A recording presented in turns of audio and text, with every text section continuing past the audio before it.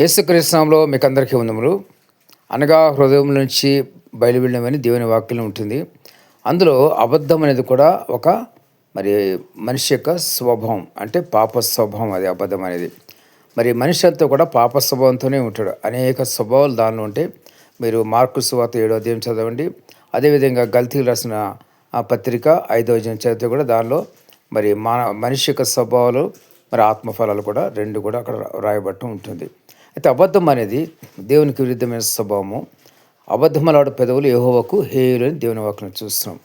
సత్యవతులు ఆయనకి ఇష్టలు, అంటే సత్యం మాట్లాడేవాళ్ళు, సత్యాన్ని అనుసరించేవారు అంటే దేవునికి ఇష్టము. కాబట్టి తెలుసుకోవాల్సిన విషయం ఏంటంటే, ఇక్కడ అబద్ధం అనేది పరిశుద్ధతకి పూర్తిగా విరుద్ధమైనది. కాబట్టి పరలోక రాజ్యం పరిశుద్ధమైంది. మనం పరిశుద్ధంగా ఉంటేనే పరలోక రాజ్యానికి వెళ్తాం. మనం పరిశుద్ధంగా మరి ఉన్నామని చెప్పడానికి మరి ఏ పాప స్వభావం మనలో ఉండకూడదు. ఒక చిన్న అబద్ధం ఉందనుకోండి, అది పరిశుద్ధత అనిపించుకోదు, మీరు పరిశుద్ధులుగా ఉండరు కూడా. కాబట్టి గమనించండి, ఏ చిన్న అబద్ధం అని కూడా మీరు పరలోక రాజ్యాన్ని పోగొట్టుకుంటారు. అదొకటే కాదు, చిన్న అబద్ధం అని కూడా మీరు నరకానికి వెళ్ళిపోతారు. కాబట్టి గమనించండి, మీకు మీరే సరిచేసుకోండి, సరిదిద్దుకోండి.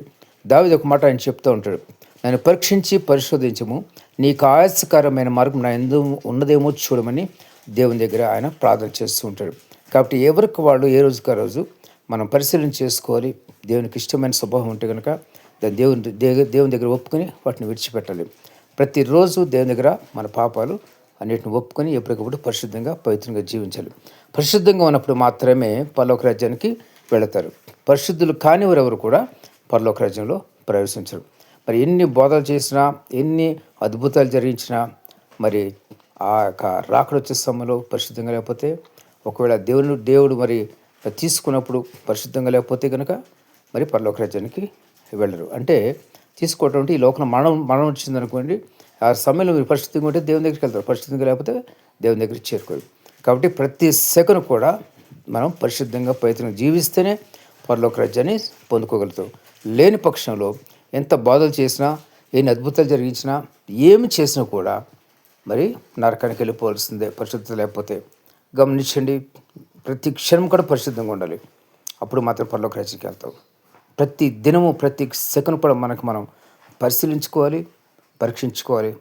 దేవునికి ఇష్టం కానీ ప్రతి స్వభావం నుంచి మనం విడుదల పొందాలి. కాబట్టి ప్రతి ఒక్కరు గమనించండి, మారుమనసు పొందండి, మరి దేవుని దగ్గర పాపలు ఒప్పుకోండి. దేవుడు క్షమిస్తాడు, పరిశుద్ధపరుస్తాడు, పరలోక రాజ్యానికి మిమ్మల్ని వారసుగా చేస్తాడు. దేవుడి మాటలు దీవించి ఆశీర్వదించును గాక. ఆమేన్.